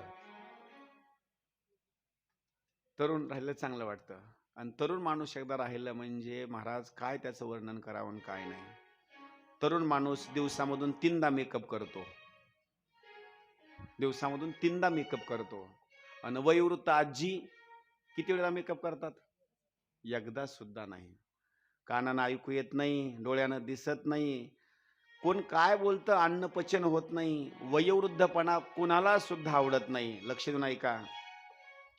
तुम्हाला जर कायमस्वरूपी तरुणच राहायचं असेल तर माझ्या सनकादिकाचा मंत्र घ्या, कधीच म्हातारे होणार नाहीत तुम्ही. त्या सनकादिकांनी काय केलंय माहिती आहे काय? आजीबाई म्हणतात, माझ्या बरं सांगितलं महाराजांनी. त्याचं कारण एक आहे, माणसाला जर वयोवृद्ध व्हायचंच नसेल तर सनकादिकांनी काय केलं आहे का? दिन रजनी हाची धंदा आणि गोविंदाचे पवाडे, दिवस न कळे रात्र न कळे अंगी खेळे दैवत आहे. रात्रंदिवस त्यांनी देवाचं भजन केलं, ते वयोवृद्ध झाले नाहीत. आपलं 1-2 तासाचं भजन आहे त्याच्यामुळे आपण वयोवृद्ध होतो. बरं, ते भजन सुद्धा असं आहे, भजन ते ओंगळवाने नरका जाणे चुकेना. 2 अभंग म्हणले की म्हणतात चहा आणा एकदा. मग ते चहा बरोबर असला तर ठीक, नाही तर साखर तरी जास्त होते, दूध त्याला कमी. आणि वारकऱ्या करता तर चहा असा असतो, पित्त वाढायचा चहा असतो. हां, त्याचं कारण असं सांगितलेलं आहे, 2 लिटर दूध आणि पातेले भरून पाणी पित राहा. ऐका, आपलं भजन म्हणजे देवाकरता असणारं भजन नाही, पण सनकादिकांनी जे भजन केलेलं आहे, खास देवाकरता भजन केलं. आज सुद्धा जर त्यांचं वय सांगायचं म्हटलं तर 5च वर्षाचं वय आहे. कोणाचं भजन केलं? फक्त माझ्या हरीचं त्यांनी भजन केलं. म्हणून तुम्ही सुद्धा एकदा हरीचं भजन करा, पण लक्ष देऊन चांगल्या स्वरूपामध्ये टाळी वाजून भजन करा. हरी शरणम हरी शरणम हरी शरणम हरी शरणम.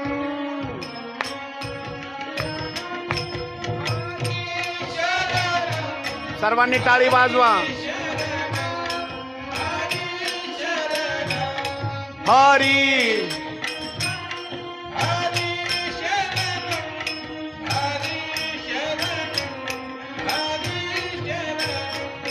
हरी शरणम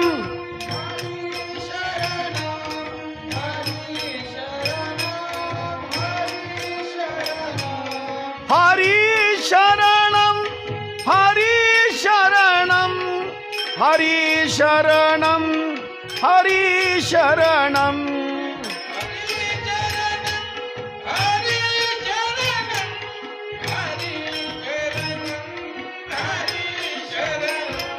हरी शरणम हरी शरणम हरी शरणम हरी शरणम हरी शरणम हरी शरणम हरी शरणम हरी शरणम.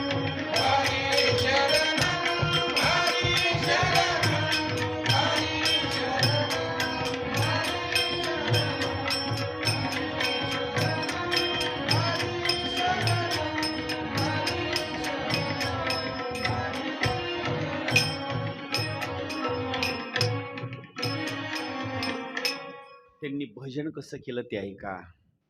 दिवस आणि रात्र ते शरण कुणाला गेले माहिती? हरी शरणम. कुणाला शरण गेले? हरीला असणारे शरण गेले. बरं, ते शरण जात असताना कसं गेलं पाहिजे ते ऐका. आपलं जे अष्टांग स्वरूपामध्ये जपले जे काही शरीर आहे का नाही सगळं, हे शरीर देवाकडे गेल्याच्या नंतर जसं एखादं वृक्ष असतो का नाही, खालून त्याच्या जर सगळा असणारा जो भाग जर कट केला असेल बुडाचा, तर ते झाड पडत असताना खाली काय आहे याचा विचार करत नाही, धाड दिशा झाड असं खाली पडतं. तसं देवाकडे गेलात का नाही, देवाची मूर्ती बघितल्याबरोबर सगळं शरीर असं फरशीवर टाकून द्यावं. टाकून देऊ नका बरं का तुम्ही असं कोणी. डोकं बिकं फुगवून माझ्याकडे येताल तुम्ही. कसं शरीर टाकावं माहिती? असं मोकळ्या मनानं देवा करता असं शरीर अर्पण करून टाकावं. तुमच्या इकडं दंडवत घेतात का? दंडवत घेतात ना? हां, एक महिला असते, हातामध्ये काटकी घेते आणि सारख्या रेषा ओढीत राहते. पण कुठं कुठं रेषा ओढते माहिती का? साप जागा बघून रेष ओढते. साप चांगली जागा बघायची आणि तिथं अशी फुली मारायची लगेच लगेच. मग तिथं दंडवत. रेषा कुठं वाढाव्या माहिती का? जागेचा विचारच करायचा नाही. जी रेषा वाढणार आहे तिच्या डोळ्याला अगोदर अशी पट्टी बांधून टाकायची आणि वाढा रेषा. आता दंडवत अर्धा किलोमीटर जातच नाही म्हणलं तर 2-4 वेळा दंडवत खलास लगेच. हां, आणि आताची दंडवट कशी आहेत ती ऐका. पहिली तरी अशी होते, देवापर्यंत दंडवत होता. आता तसं नाही, टेम्पोत बसून दंडवट आहे. देव जवळ आला की दंडवट चालू झाला. असा दंडवट नाही. देवाकडे आपलं शरीर गेलं ना, असं साष्टांग हे करी दंडवत. बस सगळं शरीर असं टाकून द्यायचं. ऐका, या शरीराच्या बाबतीमध्ये देवाचं दर्शन घेत असताना किती शरणांगती करावी ते ऐका. हे आपलं जे शिरकमल आहे का नाही, इतकं असं नतमस्तक व्हावं. इतकं नतमस्तक, जिथपर्यंत मान आपली खाली झुकते का नाही, इथपर्यंत आपलं शिरकमल असं खाली व्हावं. काही लोक असे आहेत, मोटरसायकलवर बसतात आणि हनुमंतरायाकडे बघतात, असं करतात. हे काय दर्शन आहे हो? हे काय गाडीला दोन्ही हात आणि मान अशी करायची. काही तर गाडीहूनच अशी करते देवाला टाटा. हे काय दर्शन आहे हो? हे काय काही तर नुसती मान तिथं तिथं झुकवायची, अशी पापण्या अशा खाली करायची. हे दर्शन नाहीये. दर्शन जर करायचं असेल तर मंदिरात जायचं, व्यवस्थित 2 मिनिटं डोकं शांत ठेवायचं, देवाचं चिंतन करायचं.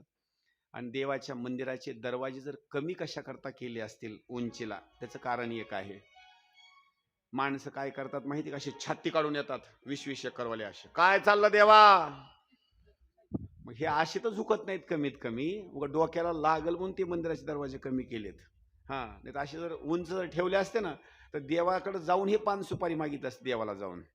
ऐका, देवाकडे जात असताना शरणांगती करणं मात्र फार गरजेचं आहे. माझी तुकोबराय शरण शरण जी हनुमंता, तुम्हा आलो रामदूता, काय भक्ती जात्या वाटा, मज दावाव्या सुभटा. शरणांगती देवाकडे असणारी करावी. एवढंच नाही, सुंदर स्वरूपामध्ये सनकादिकांनी वयामध्ये मात्र बदल होऊ दिला नाही. आपण एवढे माणसं आहेत, तुम्ही वयाला कोणीही थांबवून दाखवा, आपलं वय कुणाचं सुद्धा थांबत नाही. मी सुद्धा भरपूर प्रयत्न करतो. कसा सांगू? थोडे जर डोक्याचे केस पांढरे झाले तर लगेच पुढे आणतो गोळासाय चालू करतो. पण होतं काय माहिती का, खालून उगवणारे पांढरेच उगवतात. म्हणजे आपलं वय मात्र झाकत नाही, आपल्या वयाला कुणी रोखू शकत नाही. आपलं वय मात्र पुढंच निघत चाललं. कुणाचे 60 वर्षाचे वय होऊन गेले, त्यांना पत्ता लागला नाही. आता ह्या लाडके बहिणीचे पैसे आले आणि ते असा अंगठा लावला की कळायले 60 वर्ष झालंय. आता आलं का लक्षात? एवढं वय होऊन गेलं, पण आपल्याला वय मात्र कुणाला थांबवता आलं नाही. हे वय जर थांबवायचं असेल तर माझ्या सनकादिकांनी वय थांबवलं. कशाच्या जोरावर? फक्त देवाचं भजन केलं, देवाची शरणांगती केली, त्याच्यामुळं त्यांच्या वयामध्ये मात्र बदल झाला नाही. देवाचा असणारा हा दुसऱ्या क्रमांकाचा म्हणजे पहिला विराट भगवंत आणि त्याच्यानंतर त्या विराट भगवंतापासून एक एक अवताराची निर्मिती आहे. त्याच्यामध्ये पहिला असणारा हा अवतार आहे सनकादिकांचा. एकदा सगळ्या जणांनी सनकादिकाचा जय जयकार करा. बोलिए सनकादिक भगवान की, बोलिए सनकादिक भगवान की, बोलिए सनकादिक भगवान की. देवाचा असणारा हा पहिला असणारा जो अवतार आहे तो सनकादिकाचा असणारा अवतार आहे. देवाचा दुसरा जर अवतार सांगायचा म्हटलं तर दुसरा देवाचा अवतार सांगितलेला आहे तो म्हणजे वराह भगवंताचा. सांगा, वराह कशाला म्हणतात? कशाला? डुकराला. त्या डुकरामध्ये 2 नमुने. कोणते कोणते? एक गावातले डुकर आणि एक तुमच्या इकडे शेतातले आहेत का नाहीत? आहेत ना? हा, ऐका, शेतातल्या डुकराचा खेळ वेगळाच आणि गावाकडल्या डुकराचा खेळ वेगळाच. शेतातले डुकर वेगळंच खातात. पुढलं तुमची तुम्ही म्हणा आता गावातल्याच बरं का. आता लक्षात येईल ना? पण या डुकराच्या बाबतीमध्ये वर्णन असं केलंय, देवानं हा सुद्धा अवतार घेतला. का अवतार घेतला? एवढी जी पृथ्वी आहे का नाही, हिरण्याक्ष नावाच्या दैत्यानं रसातळाला घेऊन गेला होता. तेवढी पृथ्वी वर आणण्याकरता माझ्या भगवंतानं वराहाचा अवतार घेतला आणि दाढेवर तेवढी पृथ्वी ठेवली आणि वर असणारे घेऊन आले. देवाचा असणारा दुसऱ्या क्रमांकाचा असणारा अवतार आहे. बोलिए वराह भगवान की, बोलिए वराह भगवान की. देवाचा असणारा तिसरा असणारा जर अवतार सांगायचा म्हटलं तर 24 तास त्या अवतारामध्ये देवानं असणारं भजन केलेलं आहे. तो अवतार आहे माझ्या नारद मुनीचा असणारा अवतार. आणि नारद मुनीचं भजन जे चालू असतं का नाही, दिवसभर आणि रात्रभर असणारं नारायणाचं असणारं भजन आहे. सगळ्यांनी टाळी वाजवा.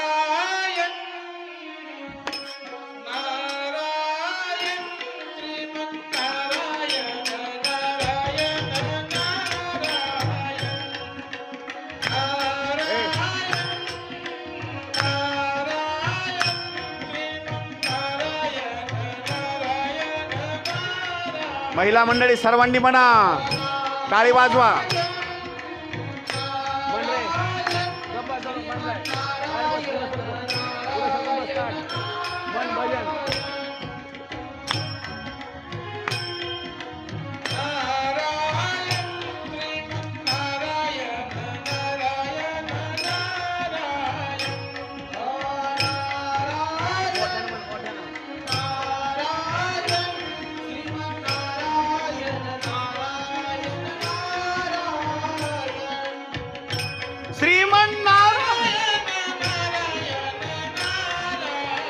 सर्वांनी म्हणा.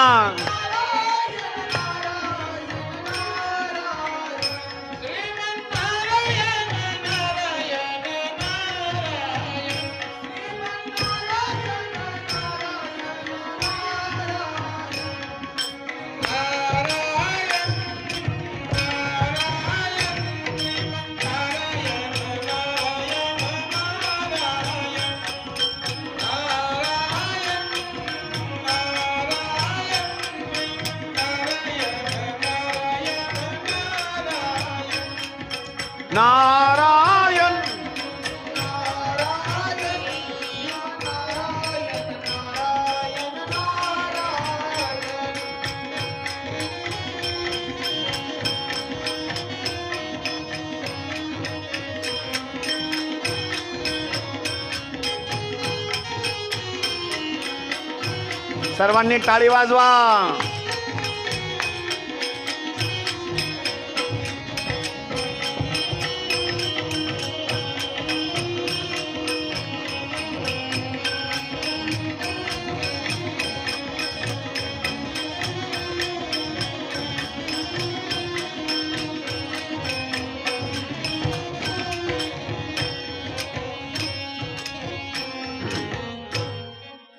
देवाचा असणारा तिसरा जर अवतार सांगायचा म्हटलं तर हा नारद मुनीचा असणारा अवतार आहे.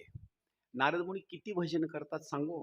दिवसभर पण नारद मुनी भजन करतात आणि रात्री पण असणारे भजन करतात. सारखं असणारा अखंडतेनं नारायण बोला, नारायण नारायण नारायण नारायण नारायण सारखं असणार देवतेचं असणार भजन चालू असतं. देवाचं असणार हा तिसऱ्या क्रमांकाचा अवतार आहे. चौथा नर आणि नारायणाचा चौथ्या क्रमांकाचा असणारा अवतार आहे. या अवताराचे एक वैशिष्ट्य असं आहे, तपश्चर्या कशी करावी. लक्ष करून ऐका. तपश्चर्या कशी करावी याचं दृष्टांत जर द्यायचा म्हटलं तर नर नारायणा भगवंताकडून तपश्चर्याच्या बाबतीमध्ये वर्णन केलेलं आहे. कशी भक्ती करावी. बद्रीनारायण क्षेत्रामध्ये नर नारायण भगवंताचा असणारा आश्रम आहे आणि त्यांनी काय केलं, भक्ती केलेली आहे. बोलू नका बरं का, कोणीच बोलू नका. बाई ए बाई बोलू नको, थांब थोडं. प्रसाद सगळ्यात शेवटी हे करायचं बरं का. हां, देवानं चौथ्या स्वरूपामध्ये जो अवतार घेतलाय तो नर नारायणाचा अवतार आहे. भक्ती कशी करावी, तपश्चर्या कशी करावी याचं उदाहरण जर द्यायचं म्हटलं तर नर नारायणाकडून तपश्चर्या जर कुणाला करायची असेल, पाऊस जर मोठा चालू झाला ना तर मोठ्या पावसामध्ये हात असे देवाकडे करावे आणि तपश्चर्या करावी. नंबर 2, आता महिना जो चालू आहे तो कोणता चालू आहे? कोणता? चैत्र महिन्यामध्ये बरोबर तपश्चर्या जर कुणाला करायचं असेल तर चांगलं मुरमाची जमीन असावी.